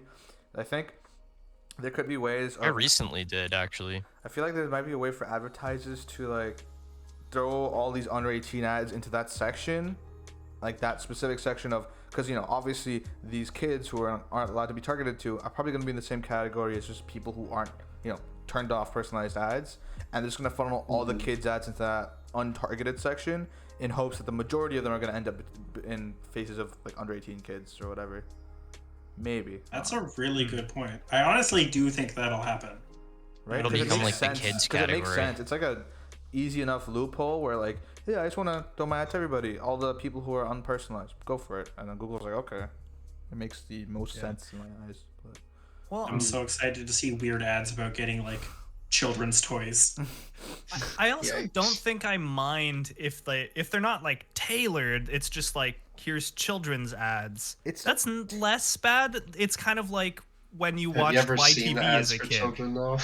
They're weird. They're weird, and they're definitely Yeah. like really. But at least Lego at City. least it's not crazy foreign, right? Like it's the same thing as when you watch like YTV or, you know, whatever, and you got all of those Fruit Loops ads, right? And so now you're just going to be returning to that instead of like, oh, this 13-year-old child played Roblox for 4 hours yesterday, so I'm going to target with this, this, and this. Yeah. It's a little bit better, maybe. Yeah, I don't know. I think it could lead into issues like with like the YouTube kid thing. Yeah. Like kids YouTube or whatever, where like they had like the really weird The videos weird, going like, on. with the princesses and the Spider-Man. That shit was weird and creepy. Yeah. Yeah. Honestly, I wouldn't be surprised if something like that happened again, based off like the child category or whatever it would be. Yeah, I feel like because the TV example, like where you're watching a kids channel, is kind of different. Because if you're an adult watching the kids channel, you'll still get the kids ads. But in this case, if you're logged into a different account, you're gonna get different ads. Like I feel like, I don't know. Yeah. I feel weird about it. It feels more predatory in my eyes, like doing the whole like, because I don't know, because it's like now these people are actively saying, I don't want to be targeted, and I'm still being targeted to some extent. Versus like before, kids couldn't opt out, so it's like whatever. But now kids are being opted out automatically, so it kind of feels more scummy. I don't know. Interesting. Yeah. I still think at the very least it's well intentioned. As well intentioned as a FANG company can get. Yeah, it's some good PR. So. Absolutely. Yeah. Yeah, for sure. Okay. Speaking of big companies making PR decisions, Ubisoft. I'm so excited. Who wants to talk? Who wants to introduce the topic? Can I do it? Go for it, man. I know you're excited. Okay.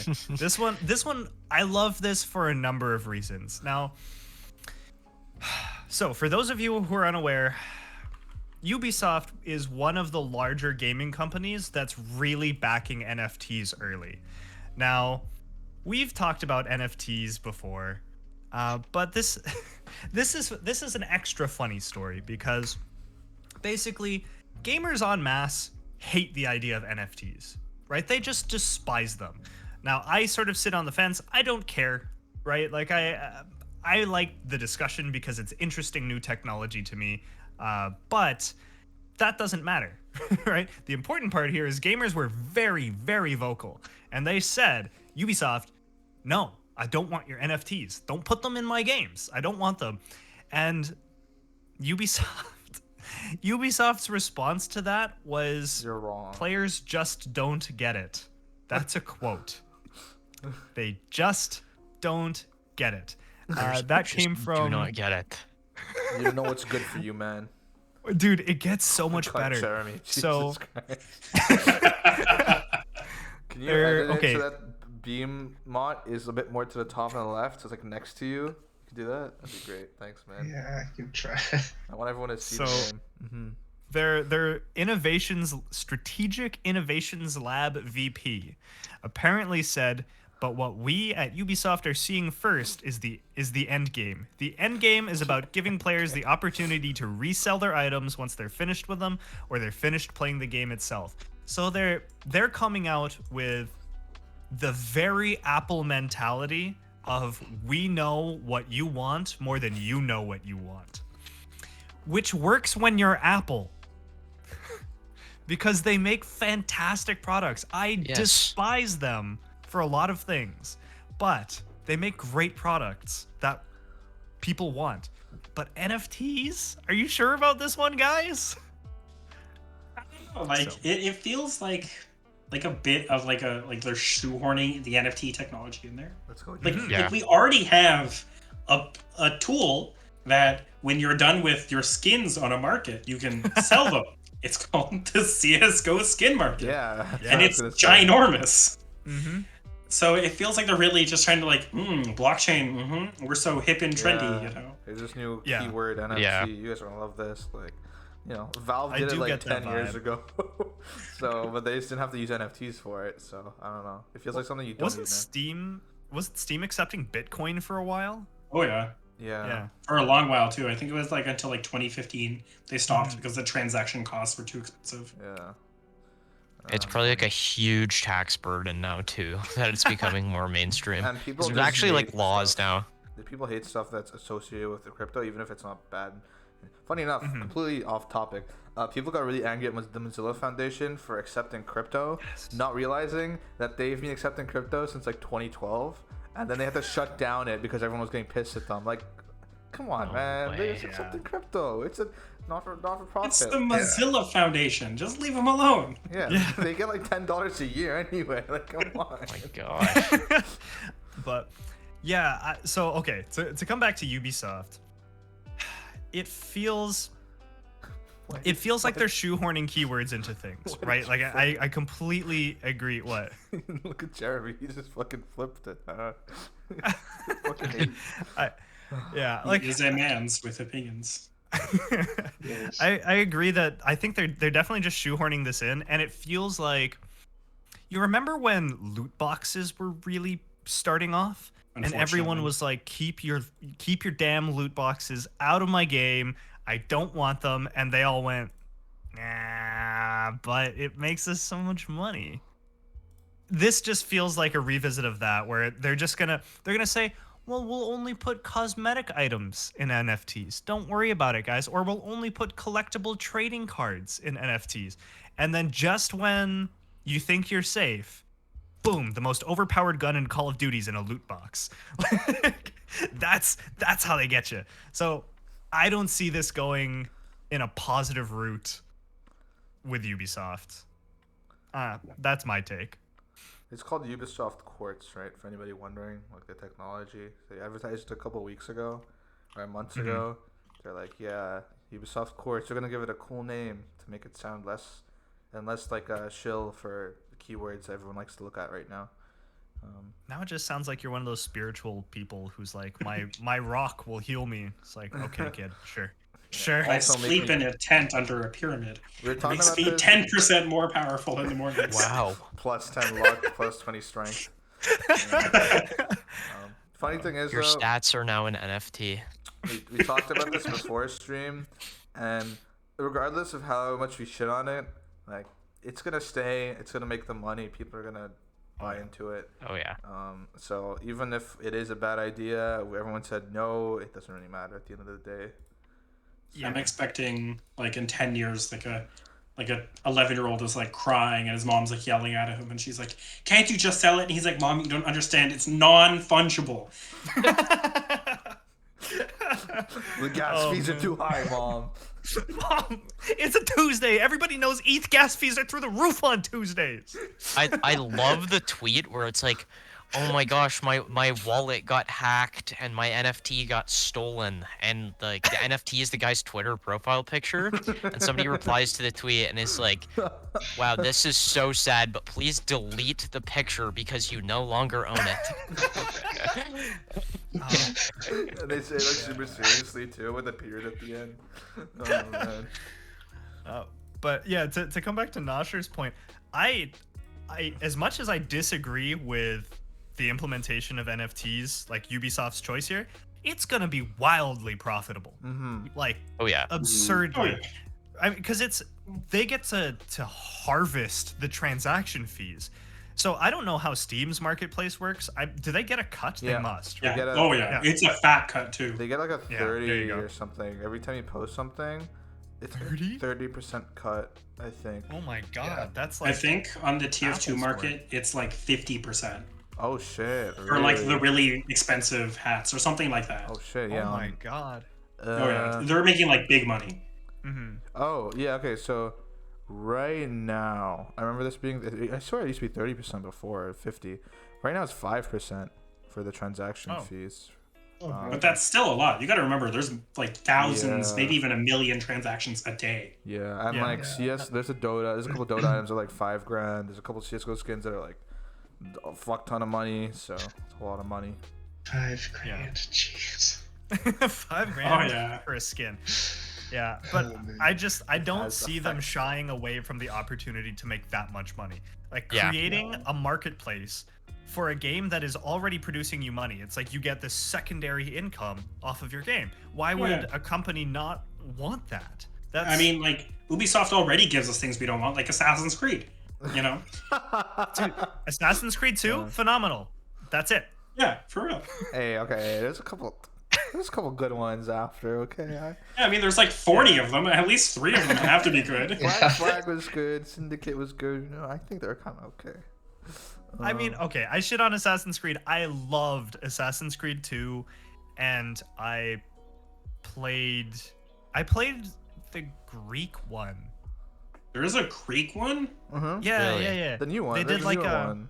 Yeah. Yeah, they switched over to sort of like away from that action like action stealthy feeling and way more over to just core RPG.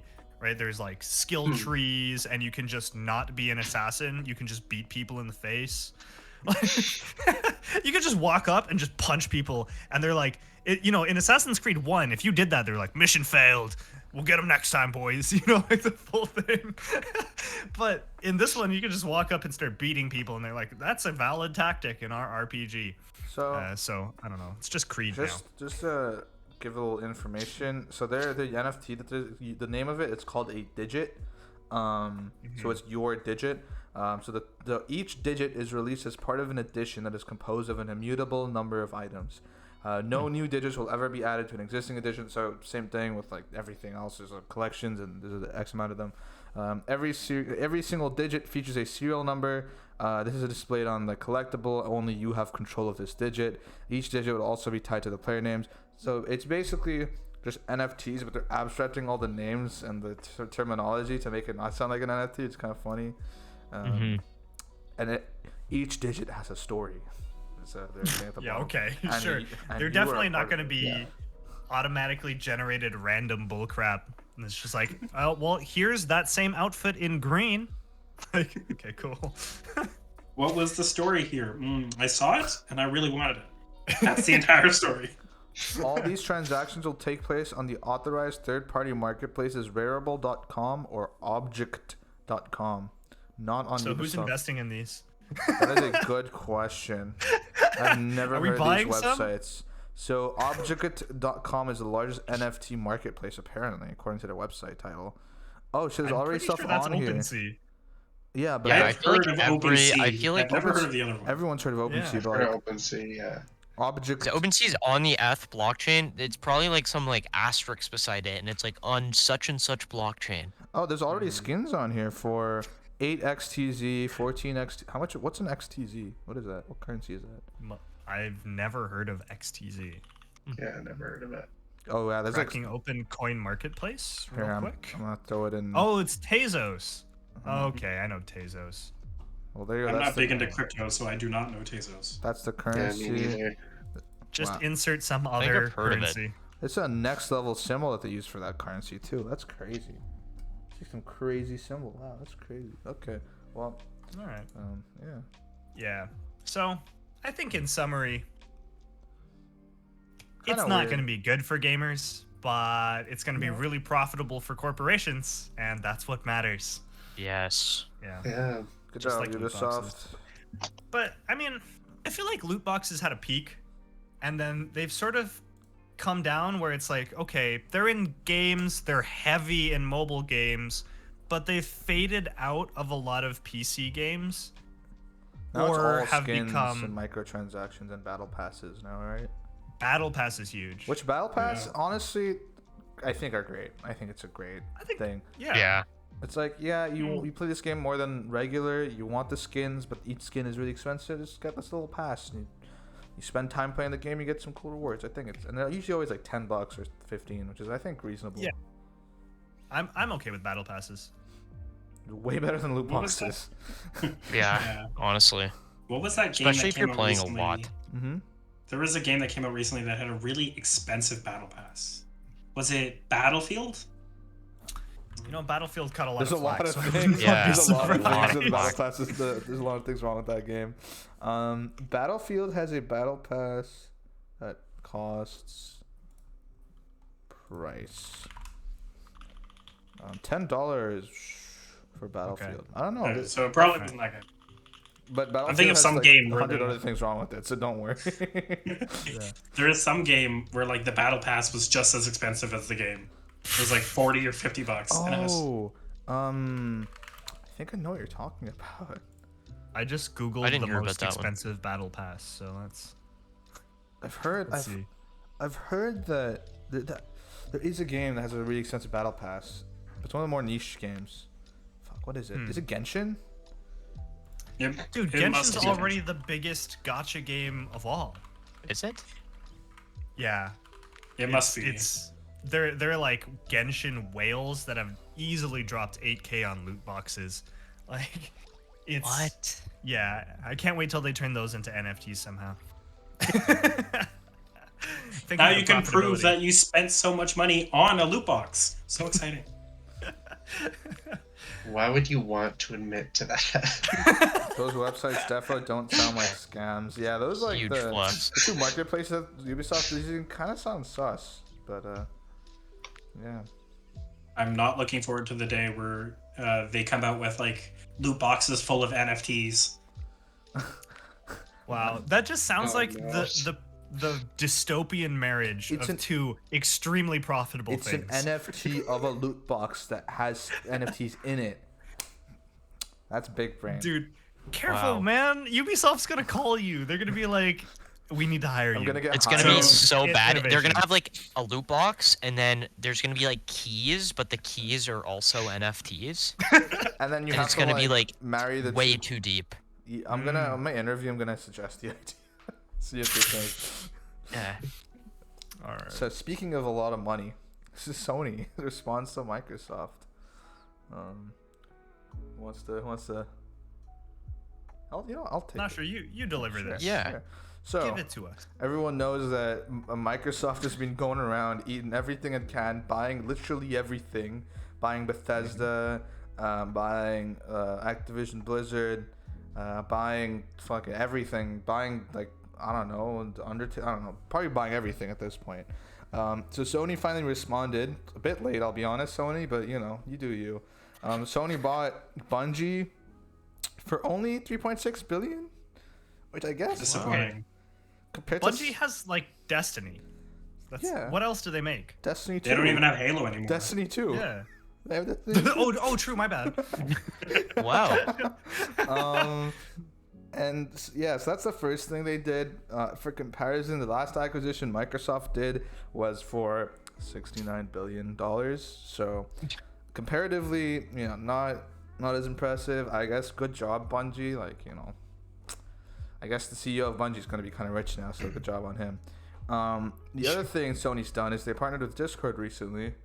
And now if you log on to Discord, it'll come up with an annoying pop-up that says, hey, connect your PSN account with Discord. And I think they did this because Xbox has been on like Discord connections page for like 4 years now. So I guess it's about time the PSN caught up. So yeah, that's what Sony's doing. Very unimpressive, I'll be honest. It's like Microsoft bought fucking Bethesda, like the people who made Yeah. Fallout, Skyrim, all the Elder Scrolls, and then you have Bungie. Like, Yeah. Bungie's just such a flaccid purchase. Like, well, you can't wave that around. It's like, we have Destiny 2. Like, it doesn't work, man. It's like, and they when you have the purchase old Blizzard. Halos, which is like Yeah. the old ones. You know I was like, what though? okay. If action is taken to stop Microsoft from acquiring Activision Blizzard, then Sony is gonna have a one-up on Microsoft. So maybe that's why they bought one that's like a little bit underwhelming. So it's not like, you know, it's not causing like a disruption in the market. So now instead of comparing Bungie that's a and fair point. Activision, we're comparing Bethesda to Bungie, which is still pretty unimpressive. Yeah. Wait, how much was the Bethesda acquisition? Bethesda It's like 13 billion or something. It was like Okay. big money. Okay, good. You know, like, because, you know, in my They heart... made Skyrim like 15 times. Exactly. Probably 16 You know- now by the time we release this episode. So Yeah, Todd Howard's in the background like, okay, where else can we put it, guys? It's like, I don't know, maybe Google Home. I don't know.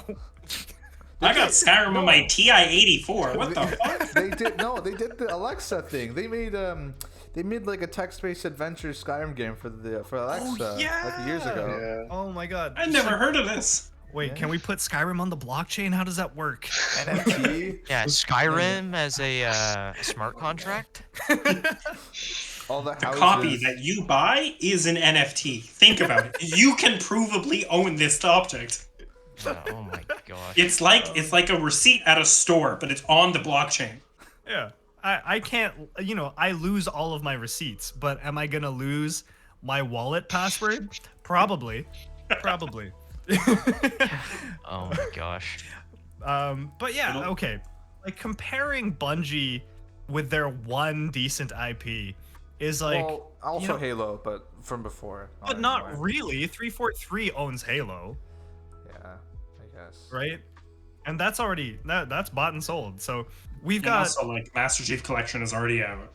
yeah. They can't make much more money off of it. Mm-hmm. So I don't know. It's a small acquisition, and then you compare it to, as much as Blizzard has been pounded into the dirt for their very bad behavior, right? I'm not going to condone that.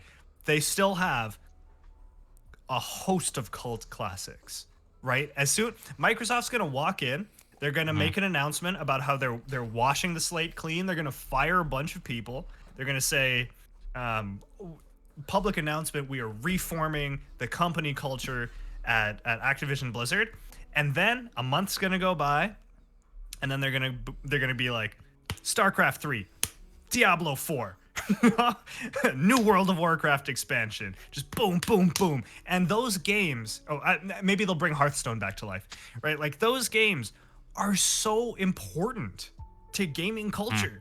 It's just that purchase. They could have, if they had not gotten Activision, it wouldn't have mattered. Don't forget, Oh, yeah. I was gonna say, don't forget Activision, COD 1, COD 2, COD 3, COD 4, just COD, but Yeah. Is it just me or is Call of Duty like dying down? Yes. Well, I hope so. now they have like Warzone and Vanguard and True. Yeah.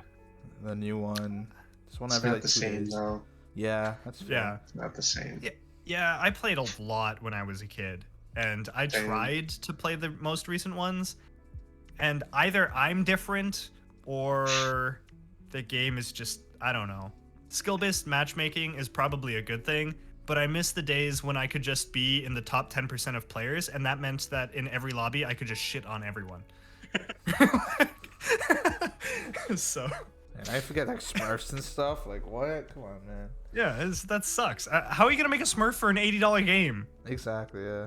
Yeah. True. So, yeah, But yeah, good Alright. job, Sony. I guess. Well, I guess. I guess it's like they're trying to like shout at everybody, like, "Look at us, fuck yeah!" But like they didn't do anything. Yeah. Yeah. My question is, when does EA get? When's the attempt on EA? Because they're next, right? And also It who? has to be soon. yeah. But EA is huge compared to What's the market cap on EA? market cap. Think Yeah, of all it's the pretty white moms massive. that played The Sims. Shout out to my girlfriend who plays The Sims and is listening to this right now. Hey, you know what? The Sims is fucking great. All right, The Sims is a amazing game. Oh yeah, it's fantastic, It but is. it's like a 39 normie billion, game. 39 billion. You know? That's okay. So that's I mean, hey, that's the size of EA Activision purchase, right? Is it? Wait. What's the market cap? 39 billion? No, I mean like the purchase was 69 billion. It's in the same purchase Wait, has ballpark. to be- what's the market cap at EA? 39 billion. 39. Activision Blizzard market cap is 61.7 billion. So Okay, so EA is purchasable. That's on the table. come on, Sony. I'm rooting for Sony just because it's funny. I bet Netflix buys it. Oh yeah. Wait, how many billion was that again? For the EA? 39. That's higher than El Salvador's GDP. There's a So video game random. company that produces more than a country. Oh my god. Yeah. Yeah. We Net- need Bitcoin City now. Netflix Game Studios released their first game a couple days ago, actually, too. But Really? Is it good? well, the fact that no one's heard of it, probably not. But Yeah. yeah. I mean, Netflix came up and they're like, guys, we're getting in this thing, and EA's on the table. But then again, Netflix is like, they kind of got slammed recently, so maybe it'll be Amazon. Amazon Game Studios. Oh, I totally forgot they existed. Oh, I've only heard bad things about Amazon's gaming stuff. Well, read New an World is pretty article good. Yeah, but then it like bricked a bunch of people's Yeah, GPUs. that was funny. That was funny though. You gotta admit. We that was talked funny. about that. Yeah, breaking all of those That's so 3090s. It's funny, after like all the bad games out there, they make a good one that ruins hardware. Like, just think about that. On one hand, I play a great game. On the other hand, I never play games again. Yeah. Yeah. Love it No, when but I my get, $2,000 GPU straight up just dies. So Yeah. exciting. It's funny though. Gotta admit. it hilarious if it's not your graphics card. Yeah. Yeah. But I feel like it would be appropriate if Amazon bought EA, because EA was voted the worst company in the world 2 years in a row back in like 2014, and everybody hates Amazon and their game studio. So if Amazon bought EA, there would be like no tainting of any. Be like a father Company son thing. perception. Yeah. Yeah, it's just like, oh, shit company bought another shit company, right? It's not like Microsoft buying Activision Blizzard, where they're like, we have to fix the company perception there. Yeah, they did the whole things with the people and the negative stuff. Very negative things. Very negative things. Not good things. Not good Like things. bad things. Naughty Activision Blizzard. Come on. Okay. Funnily enough, I've heard that EA is actually like a good company to work for. Internally. Like they have like chefs and like masseuses, and it's like very like googly, Oh. like everything's very like nice and proper, and they're very like nice on the inside. It's not like Amazon where you're like, if you don't get this feature out in 2 seconds, you're like dead, Jeff Bezos comes and puts one between the eyes. Just to cover my tracks, that was a joke legally for legal reasons. It was a joke. I don't want to die. Please, Bezos. Power Don't. should not die 100%. That is true. But I heard at EA, like employee benefits are a DLC. You want healthcare? We actually have to pay us for your healthcare. Yeah. Paternity yeah, leave? I don't see it here on your employment package. Ooh, sorry, it's an extra And $3,000. the DLC only lasts like 6 months before it's like kind of useless. So. Oh my god. Yeah. If your You baby have to was pay. born the other day, you would be on leave right now, but because your DLC Yeah. expired. If gotta you signed up for early access, I mean, if you want paternity leave, you gotta make sure you pay for Twitter Blue first. Then you can put it on your. So Uh, let's move to the last thing we have, which is a new thing on the podcast, which is where I guess it's called Opinion Overdrive. It's the name I see here. I'm assuming it's Nathan. Did you come up with that? No, oh, it was one of you? Was No, it I you? did. Oh shit, Matt, Wasn't good me. job. So we have Thanks. a new section called an Opinion Overdrive where we go through a bunch of very cool news articles that we didn't want to go into too much because we didn't have time for them. But the first thing on this Opinion Overdrive is that Sega quits Japanese arcade business after 50 years, which is kind of sad when you think about it, because Sega paved the way for gaming for like the last so long ago. So I thought it was kind of cool to mention that. Any thoughts? Quick thoughts on that? I completely agree. I'm also curious when Sega gets bought. So. yeah. Sega gets acquired by Nintendo. Whoa. It'd be pretty cool. Yeah. A game where I could have like Sonic beat the crap out of Mario is so good. That's called Super Smash. Yeah, Super Bros. Smash. We already have that. We have it's like Smash Yeah. Bros. Yeah, no, but Sonic isn't in it. Is my point. He's Yeah, in the he Flash is. version. Yeah. Is he? No, he's for sure in it. He's in like he's in Brawl, Brawl. I think. He's in, Yeah, he's he's in Smash Brawl. 4, and he's No, in but like new one. the most recent Smash Bros. I'm not I talking about swear old Smash Sonic is- Bros. I He's think not he in is. Ultimate. I guarantee you, Sonic is not in Ultimate, unless I'm just like You're what? it's wrong. Unless I'm bugging. He's in Ultimate. Really? Well, Mac is. And he's in on. Smash 4 too. Rep.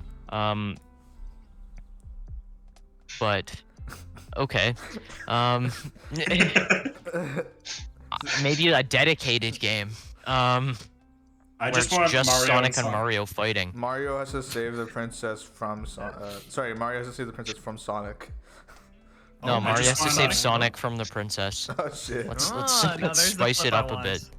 I just want Mario Sonic at the Winter Olympic Games to be fully canon, Like, Yes. That's all we really want. Oh my god, on my DS Lite. What a Yeah. banger. Classic. So, next topic of discussion. Pretty funny. Spotify takes down Neil's Young music Neil Young's music after his Joe Rogan ultimatum. So for anyone who doesn't know, Spotify bought the Joe Rogan Experience or whatever the shitty dumb podcast is called for a lot of money. Like I think it was a lot of money. Like wait, how much was it? Like 11 million or something. Our podcast is better. I don't know. Personally, Yeah. we don't peddle Spotify? any anti-vaccines content, so you know that inherently puts us a step above Joe Rogan. So Joe Rogan, the Only podcast, anti-NFT. was bought out. Telling he bought out for over $100 million, which is a lot of money. You could buy a lot of junior chickens with that. Good amount of money. So Neil Young basically said something along the lines of "It's me or him" to Spotify. And Spotify, you know, I don't think that's a hard. They weren't like, "Oh shit." Like I No. think pretty clear cut what the answer was. Like there. they didn't need to have a board meeting to make that decision. Yeah, you know. Oh my Like god. they really didn't. Yeah. It's just like some random manager who's just like, fuck Neil Young. Yeah. Yeah. Oh The my fact god. I mean, that he had the gall to do that. The big gall. respect. I mean, Neil Young's got some bangers, but he writes bangers. He doesn't perform them. You know, like if I don't know how many of you have listened to any Neil Young, but it's not a pretty voice that comes out of him. But a lot of really good songs. I just prefer when people cover them. So I'm fine with it. So yeah, basically what happened is Mr. Young published an open letter in which he cited a podcast episode that featured Dr. Robert Malone, basically spreading vaccine misinformation spread by Mr. Joe Rogan on the streaming service, and then Spotify responded by just terminating his account. Which, you know what, that's fucking hilarious. You Damn. know, say what you will about Joe Okay. Rogan, he's a dickhead. Like he does do a lot of bad things, but that's kind of funny. So. The fact Yeah. that Neil Young, like, it sounds almost like he got like TOS banned on Spotify. Man, you know, I've been talking to some people about this. I feel like, so I don't watch the Joe Rogan Experience, but when I think when I was in high school, I caught a couple episodes here and there where he would interview really interesting people. And then I come back and I like tune in for just to see what's going on. And then all of a sudden it's like a bunch of anti-vax stuff, like COVID's fake and all this. And I'm I like, eat meat, it makes me horny. it's like, dude, what happened? You were Cooking meat. interviewing interesting people, and now all of a sudden you're over here. What happened over 5 years? Cooking So- meat over Because a it's fire. because he does. It's because he literally just does stuff that he's interested in. So it's like I understand like people are upset about the anti-vax stuff, but I do appreciate that he's just like I'm only gonna talk about what I'm interested in because, like he never talks to somebody that he just like doesn't want to talk to. You know, it's not like oh you have to talk to this person. He always like wants to talk to them. Yeah. So I then guess I can respect that much. Yeah. You know, make the content that you're passionate about making. Just Yeah. really unfortunate what he's passionate about. Eating meat over a fire made my ancestors 4,000 years ago very horny, and I like it. And that was one of That his was tweets. such a strange That was tweet. such a good tweet. But yeah, Joe Rogan, everybody. Last thing on our list of things to talk about is that an Amazon warehouse manager pleads guilty to stealing $273,000 worth of computer parts, which I think is Yeah. a very Chad move. A good job, sir. I think it's Funnily enough, that's just one Threadripper. He just stole a single package. yeah, wow. Hang on, man. I think it's two. Okay, get your prices right. Okay, listen. Okay. So dumb. You know what? As far as I'm concerned, this guy's Robin Hood. Screw it. Stealing from Jeff Bezos does not affect me in the least. You could tell me that 5 billion of his dollars were stolen and delivered to people across the country, and I would go, that's nice. I don't care if just Jeff Bezos gets stolen from. So he stole things like hard drives and processors, according to the DOJ. He faces 20 years in prison and a $250,000 fine. A sentencing date is not being set. So, Mr. Douglas Wright Jr., you may have been doing the Chad thing, but was it worth it? Wait, does he get to keep $23,000? Because his fine's only $250,000. So just That's probably like where the 20 years in prison comes into play. So, You know what? so it's like a term of service. Like he keeps the money, like at least some of the money, but he's in prison for the rest of his life. I think he has to return Maybe, yeah. everything and then a $250 fine on top of that. No. Mm. Well, it doesn't matter. 20 years in Probably prison, something like you that. know. Yeah. I don't think they'll forget It about seems it. kind of heavy. It Yeah, does. for be honest. theft? Yeah, Like, it wasn't that's- even like Grand when- Ours. when- There's like no deaths, no nothing. So like, I wouldn't Yeah. be surprised if Amazon was using their big boy money to persuade the DOJ to do something like this. Yeah, True. because I mean, like Amazon has gotten around has basically thrown money at the government before to get what they wanted. I guess Like- it's just setting an Like example. AWS gets around so many federal regulations by just money. Yeah. I guess Yeah. it's to set an example. I guess to their workers. Like, I don't know. yeah, don't steal or you'll get Piss in Yeah, the stop bottle being and so don't steal. being so greedy. So greedy, they want to go home during a tornado and go to the bathroom? Not on my watch. Okay, yeah, he Sir. won't get to keep it. He gets it taken and then has to pay the fees on top of it. Poor lad. Wow. Okay. Poor man. So this guy's life is over. So he took $239. Oh my All god. right. So, I think that just about wraps up this week's content. So, we're going to do the usual things, which is voting for the mans with the best opinion. Mm-hmm. Nosher's going to see if that feature works. If Yes. not, Yes. we're just going to count. Yeah, because Streamlabs has decided not to work half the time recently, so let's hope it works this time. Yeah. So, if we do get that working, you will vote by typing !vote space the name of the person that you want to vote for. Following that, we're gonna pick a stream to raid because we like being a part of the community, like giving back. So while we work on that, I want to thank you all for coming out.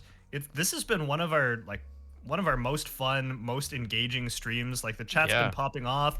You guys came in droves with subs I on think our we first just- days 4 subs. affiliate. Five. We got 5 subs. Oh, 5. I think we just Yeah, handled over really, the really appreciate podcast it. and Ryan and Jeremy. I don't think we need to be here, to be honest. Yeah, I- jeez. Honestly, the life of the party. Yeah. On that note, I'd also like to thank you two. It's honestly Oh, shit, like it's another always sub. a blast whenever you guys come. It's Thanks. me. I subbed. No, fuck. Hey. Nice. Never mind. What do you mean that counts? Not sure. Don't. Never mind. That They counts. still get I'm the gonna money. cancel it now. Let's go. And as usual, Streamlabs bot does not want to work, so. Fuck it, I guess. We'll figure that out another time. Okay, we've got one vote, Jeremy. All right. Yeah, I'm I gonna have keep a- a- I I'm have gonna a keep vote tally. above Yeah, that. Beamot. That's true. You Thank did you, get a vote. Rayjeff. We Okay. got Ryan. My girlfriend misvoting. Thank We you. got me. We got Mac. Oh, we got Mac. That's one of each, everybody except Nathan. So, we got 2 for Ryan. Cool. Oh shit. Oh. So exciting. You guys know your overlays backwards, right? Yeah, I thought it'd be funny to match Jeremy's background because his is flipped. So I was like, we'll flip our overlay too. Flip everything. 3, 2, Is 3. it? 3 for. Yeah, you flipped it earlier. Remember?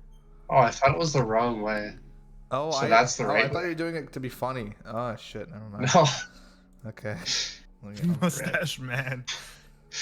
Whatever. Hey, I got a vote. Whoa, I flipped it the wrong way. Thank you. Whoops, sorry guys. Okay. Let's give it another minute. All right. You still got time to vote. Got I Nathan. don't think any of us put out any like really ridiculous opinions.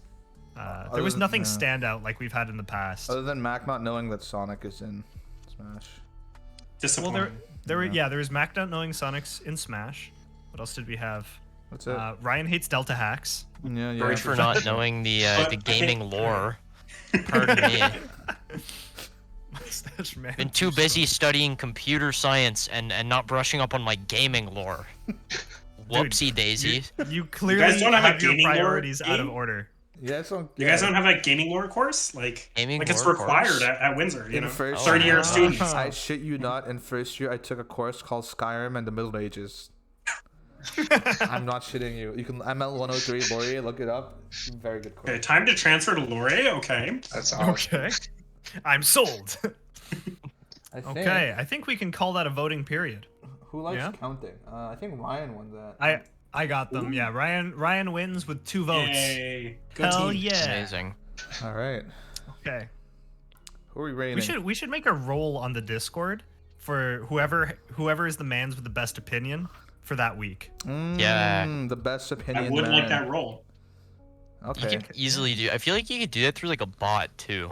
Like just have like the winner get Like- sent to your like bot, and then just The change best. the roles. We could do that, yeah. Best Rigged. Okay. Ray is pissed for you, Mac. Yeah, thanks, Ray. I appreciate it. We're not gonna. We don't Alright, who- care. Like, we're not gonna do anything about it. You know. Speak for yourself, bro. I care. I care. When I'm not the man with the best opinion, it hurts. I spend that whole Yeah. week depressed. Ugh. I think about like what could I have done differently How could I afford all week. funnier opinions? So who was it? It was Ryan. Okay. Oh, we got one vote for Steve. Who Thanks, the- Krusty. Steve.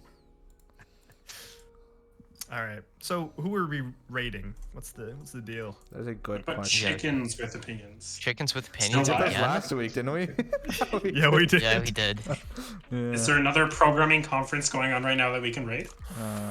It's a good Another question. Great Microsoft. question.